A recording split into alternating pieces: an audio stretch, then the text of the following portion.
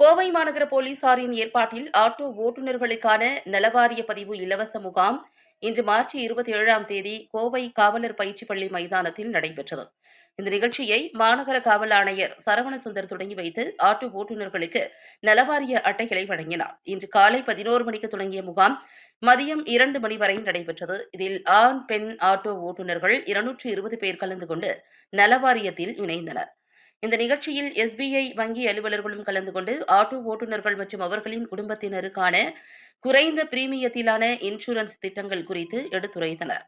தொடர்ந்து நிகழ்வில் ஆணையர் சரவணசுந்தர் பேசுகையில், நலவாரியத்தில் இணைந்த ஆட்டோ ஓட்டுநர்களின் குடும்பத்தினருக்கும் குழந்தைகளின் கல்வி, திருமணம் போன்ற சுப நிகழ்ச்சிகள், ஈமச்சடங்கு நிதியம் உள்ளிட்ட பல்வேறு நிதி உதவி தமிழக அரசால் வழங்கப்பட்டு வருகிறது. மேலும் 60 வயது பூர்த்தி அடைந்தவர்கள் மற்றும் விபத்தினால் முடங்கியவர்களுக்கு மாதாந்திர உதவித்தொகை வழங்கப்படுகிறது. இதனை ஆட்டோ ஓட்டுநர்கள் பயன்படுத்திக் கொள்ள வேண்டும் என்று சரவணசுந்தர் பேசினார்.